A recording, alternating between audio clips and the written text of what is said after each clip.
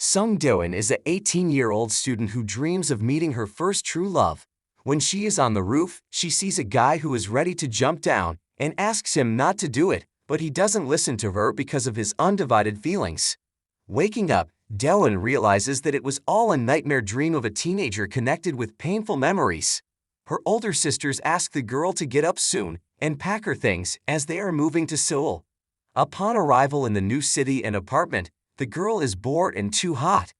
The older sisters make Do-in go to the nearest store to buy water and ice cream. On the way back, the girl notices that there is someone in the elevator and hurries to avoid waiting long on the first floor. Realizing that she's not alone here, but not having time to look at the person next to her, Do-in carefully looks up and notices a handsome guy in front of her. Embarrassed, she drops the bag, but the guy helps her gather groceries, and the girl falls in love with him from the first minutes. The next morning, her older sister drives Do-in to school and gives autographs to the students, as she is a popular person. Meanwhile, Do-in gets to know her classmates and recognizes the guy from the elevator. After class, Hana and Nara meet her and dream of becoming her friends. She recognizes Yu, a guy from her last school who moved to Seoul because of some problems. After class, Do-in says goodbye to her friends and hurries after the guy from the elevator, whose name is Sung. As it turns out, he used to be rude and beat up anyone he doesn't like, so no one is friends with the guy. Naive and in love, Do-in doesn't know this and confesses her sympathy to Sung. Asking the girl to close her eyes, he runs away as he does not want to communicate with her. Upon returning home, Do-in tells his older sister about everything. She not only laughs at the girl, but also suggests thinking about Yu's candidacy, suggesting that he is an old acquaintance and might be a better option for a relationship. Yu calls Do-in, but the girl isn't in much of a hurry to talk to her friend, since she's in love with Sung and wants to be with him. A minute later, the guy rings the doorbell, but only to hand the girls their middle sister who is overindulged in alcohol. The girl is constantly throwing up, so Do-in must clean up after her sister in the hallway. Sung decides to help her, but ends up having to give her his cell phone number without telling her that he has another girl living at home. Within a minute, Do-in starts attacking the guy with 100 messages and calls. The next morning, she meets him outside the school, trying to socialize in the classroom and cafeteria. The others laugh at her, believing that the girl is humiliating herself too much. Unable to stand it, Yu takes her old friend out of class and asks her to stop acting like this. Hana is jealous of Do-in and Yu, believing that there's something between them, but the girl calms her friend down, proving that they've been friends since childhood and nothing more. In the evening on his way home, Sung is stopped by a group of hooligans led by his former friend. Do-in sees what is happening and intervenes in the scandal, naively believing that these are the guy's friends. When she learns of the possible problems, she's not going to back down and takes Sung by the hand. A minute later, Yu is also there, ready to defend Do-in. The leader of the bullies provokes Sung into a confrontation and gets punched in the face. The crowd is ready to pounce on the three students, but they are protected by Do-in's older sisters. The hooligans could have attacked them too, but the middle sister works in the prosecutor's office, and this makes the teenage lawbreakers retreat. Upon returning home, Do-in feels depressed, assuming that Sung has a girlfriend with whom he lives under the same roof. Soon the guy asks her out on a date, and the girl forgets everything, literally screaming with happiness. The next morning, the couple goes for a walk in the park, where Sung asks Do-in to be his tutor and prepare him for the entrance exams. After studying, the couple goes to a restaurant, but accidentally meet their classmates. There, the guys act like rivals by eating spicy pork, but it turns out that they only do this to have a free lunch. After the restaurant, Yu asks Sung not to hurt Do-in, because she's really nice and doesn't deserve it. Taking another look at the girl, the guy realizes that he's also fallen in love with her. In the evening, Sung's former lover learns that he has started dating another girl and demands to know everything about her. In the morning, Sung visits Do-in to continue studying for his exams. The older sisters talk about the schoolgirl's crush, which makes her feel awkward. The sisters observe the couple, so they have to go for a walk, where Sung proposes to Do-in to be his girlfriend and gets her consent. At the same time, Hana proposes a relationship to Yu, but the guy is not ready for such a serious step. On the way home, Sung is not ready to brush his girlfriend, but takes Daewon by the hand. Upon returning to the apartment, once again got confronted with a problem. The girl is depressed and eats until she feels sick, causing the boyfriend's mother to have to call an ambulance. The next morning, Daewon goes to school happy and can't hide her smile. Seeing that Sung isn't at school, the girl is sad, not understanding what problem is. Hana ignores her friends because of Yui, as she doesn't want to socialize with him after giving up on the relationship. Nurse prosecutor finds Jun's personnel file and realizes that he is extremely dangerous. Hain meets Daewon outside the school and pushes the girl to the ground. She is extremely aggressive and states that she is dating Sung, which creates a misunderstanding. Yu saves Daewon by stating that she is his girlfriend and he will take revenge on anyone who hurts her.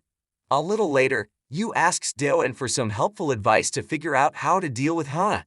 In the evening, Sung returns home with his family. Noticing Daewon, he apologizes to her for her absence and the couple brushes, professing their love for each other. In the evening, the guy doesn't answer his phone due to Yuna's jealousy and drowns his phone in the fish tank. Meanwhile, Hain learns from a bully that Yu tricked her and Daewon is really dating Sungi. The next morning, Daewon and Sung go to school together and they are doing well again. Yu decides to apologize to Hana for abandoning the relationship and gives her a letter of explanation. After class, the teacher asks Sung to stay late, but before he does, he gives the girl a player to listen to his favorite music. When Daewon returns home alone, she is once again the victim of Hain's attack, which attracts the bad guys led by Chun. One of the bullies turns out to be a good man and rushes to the school to inform Sungi about what happened. The frightened boy goes in search of the girl he loves, realizing that the bullies have kidnapped her. 2 years ago, they were all friends of Sung, but one day they crossed the line of normal behavior. Hain was dating the guy and was offended that Sung claimed to be living with him. A mob of girls attacked her in the restroom, insulting and hurting the defenseless girl. Sung rescued her but was bullied and taunted, causing him to transfer to another school. In the present, Sung and his fellow bully go in search of the girl but do not realize where she is. At the same time, Hain beats up Daewon, causing the girl to hit the back of her head on a radiator and lose consciousness. The bullies decide to mock her, but the teachers appear in the restroom and chase them away and call an ambulance for Daewon. The next morning, the girl doesn't show up at school and Sung has to tell their mutual friends about everything. Yu pounces on him with fists as the guy didn't keep the girl out of his problems. The bullies are questioned at the police station, but they are not afraid of punishment because they are minors. The sisters visit Daewon in the hospital and soon their parents come to visit them. The mother does not want public scandals as the father is preparing for the election and nothing should tarnish his reputation. The prosecutor's daughter is disappointed with the behavior of her parents and says that she herself will avenge her younger sister. In the evening, Sung finds out where the bullies have organized a meeting place and plans to go to it. Yuna stops him, assuring him that what Daewon needs now is not revenge, but support.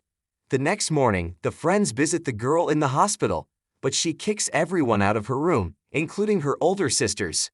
A little later, Daewon climbs onto the roof of the hospital and remembers how cruel and cold she was to her classmates 2 years ago. The only people she socialized with were Yu and the school's best student, who earned her favor with their intelligence.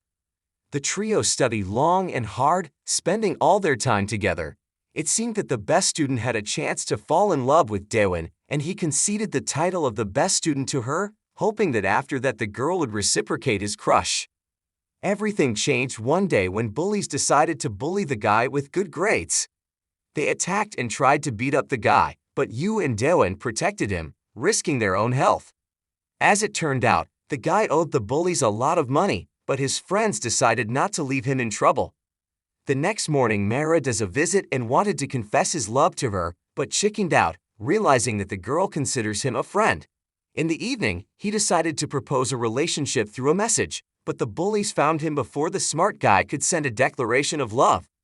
The bullies brutally beat Mara and the next morning he appears at school, not wanting to communicate with anyone. Daewon pursues the guy and finds him on the roof, begging him not to do anything stupid. After confessing his love to the girl, the smartest guy in school jumps down, settling the score with his life.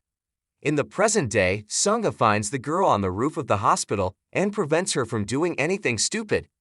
2 years ago, bullies caught and brutally beat up Yui because he was sticking up for the late Mara and now has to pay them back in his place. Being crushed, the boy drops out of school and goes to Seoul to escape persecution. Daewon suggests that Sung-hee take a break from the relationship, having a hard time with what happened to her.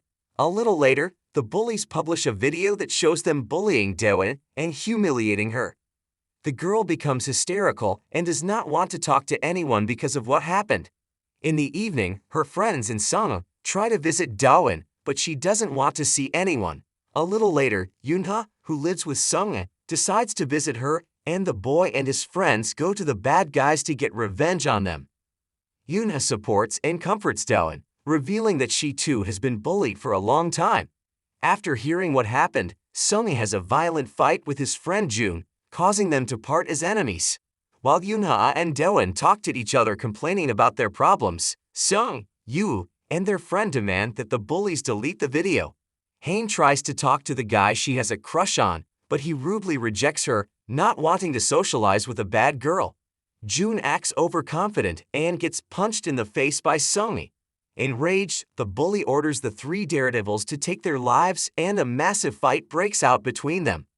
The bullies brutally beat up the three guys, but they hardly fight back. As it turns out, this was Sung's plan to make the bullies to delete the video. Shortly before the encounter, the schoolchildren called to the scene, asking Hana and Nara to take a video of what was happening. If the plan succeeded, the bullies would be arrested, after which they would be made to delete the video of the unfortunate Daewon being bullied. After talking to Yoonha, the girl learns about the mass brawl and rushes to the guys. Hana and Nara stop the fight to protect the schoolchildren, after which the police led by the older sister prosecutor arrive on the scene and arrest the bullies. Daewon rushes to the scene to hug Sung and sees Hain deciding to avenge the guy's trampled feelings and attacks him with a knife, wounding Sung in the neck. Soon, the guy is taken to the hospital with a serious injury and sent to the intensive care unit. As a result of what happened, Sean and Hain are taken to the police and made to serve their sentences. The prosecutor's sister warns them that this is their last chance to reform, because soon they will become adults and may spend their lives in prison if they continue to behave like this.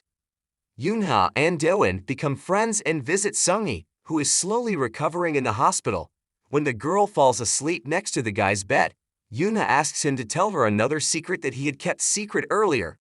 A few days later, Sung-hee is discharged from the hospital and Daewon rushes to him, but sees that there is no one in the room. After rushing to his house, the girl doesn't find the guy, only receiving his farewell letter from Yoonha. Sung-hee hasn't forgiven himself because his former bully friends hurt the girl. After thinking a lot about what happened, he decided to distance himself from Daewon so that she would be safe. 3 years later, schoolchildren have grown up, finished their studies and entered the university, and found a job, realizing themselves. The only unhappy person left was Daewon, still waiting for Sung to return. Yoonha and Daewon met after school and went to a cafe, where they recognized Hain, a bully, as a waitress. Hain, who has changed a lot since that time, asks for forgiveness for her despicable behavior and kneels down in front of the girls. In the evening, the old friends meet at a jointly opened restaurant and have fun. At night, the sister prosecutor sends Daewon to the store. On the way back, the girl hurries to the elevator and runs in at the last moment. Seeing that someone has pressed the floor above her, the girl drops the bags on the floor and turns around to meet Sung. Embracing each other, the couple realizes that nothing and no one else will interfere with their happiness.